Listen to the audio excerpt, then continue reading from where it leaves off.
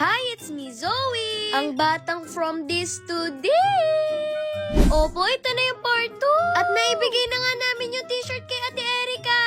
Opo, at nagustuhan niya nga yung design, no? At sa puntong to, nagkwentuhan muna kami nila Ate Erica.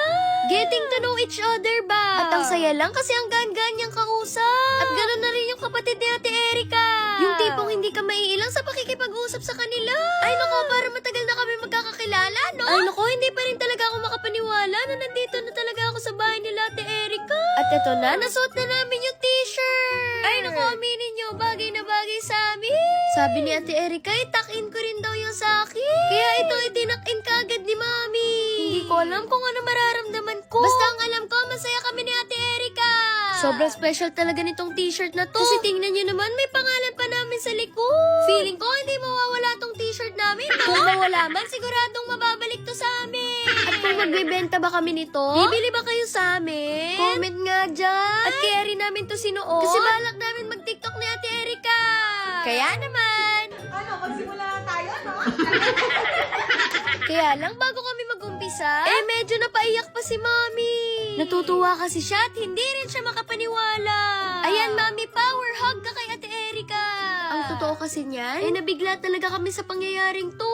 Sino ba naman kasing mag-aakala? Iimbitahin kami ng isang Erica Pineda. Ayan, pati si Ate Erica naiiyak na rin. At syempre, dahil kasama namin si Daddy, ay naku, matitigil talaga yung iyakan na yan. Pati si Ate Erica, napatawan niya talaga.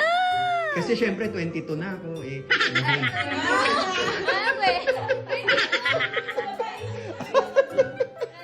Hindi, 35. 35 na. Siya 46. 46. O diba, grabe yung tawanan. And action. Hi, it's me, Zoe! Ang batang from this to this. Tapos agaw pansin talaga tong kapatid kong si Zayo. Paano ba naman hindi na tinantanan yung massage chair ni Ate Erica? Ay, naku, ang sarap ng buhay niya, no? Pero mas masarap yung buhay ni Bunso. Na para bang arkilado niya yung TV nila Ate Erica, no? Tapos nagtawanan ulit kaming lahat dahil kay Daddy. Paano ba naman nakalimutan niya yung gusto niyang sabihin? Times na, ano sabihin? Ano yan? Ako yan? Bagay? Hayop? Yung tungkol sa iyo yung pinag-usapan natin sa paligid. Yung si ate. Yung cellphone. Pag nagbe-video. Video. Grabe. Ganyan ka din palang kuya. Oo. Ano ba yan? Pinag-usapan? 256. Oh, 256. 256. Puno na. Ano? Yung cellphone, bibidyoan, document.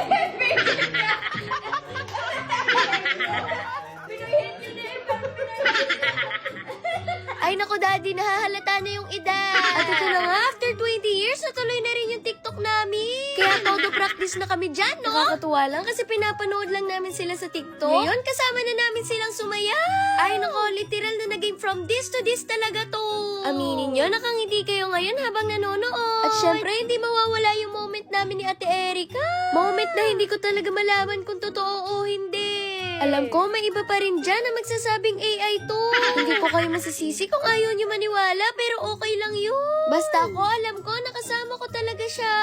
At syempre, hindi lang sayo, meron din picture taking. Ay, naku, Zoe Antara. Dati AI lang, ngayon kasama ko na talaga siya.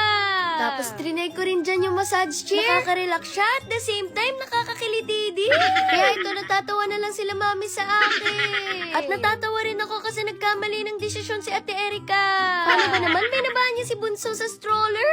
Hindi niya alam anumang oras? Pwede makasira si Zia ng mga gamit sa bahay niya.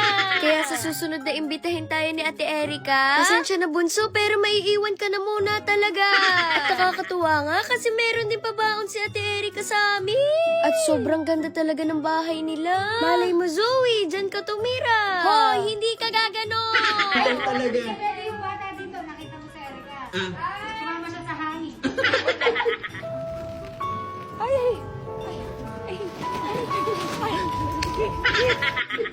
Bata pa kaya? Ayan oh. Ang laki ng payong na. Kaya parang hindi na tayo makakasal. At sa puntong yan, paalis na nga po kami. Pero ipinasyal muna kami ni Ate Erica sa bakuran nila. Grabe, ito lang yung napapanood ko sa TikTok. At ngayon, nakatapak na rin ako dito.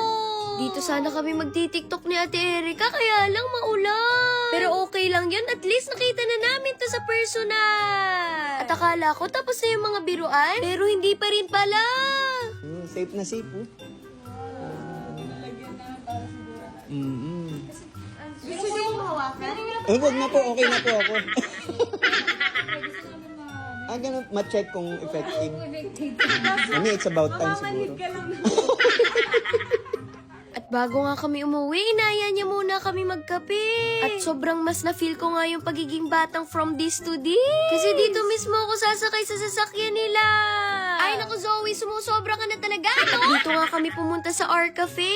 At ganun parang mall. At ito yung moment na hindi ko makakalimutan. Ang sweet! At ito na nga, pipili na kami ng kakainin namin. Ang hirap pumili kasi halos lahat masarap, no? Tapos binalikan ko na nga rin dyan si Ate Erika kasi sobrang dami nagpa-picture sa kanya. At hindi na itago ni Daddy yung pamamangha. Kasi halos kasing laki na siya ng isang mall. Tapos kape lang naman daw yung binibenta.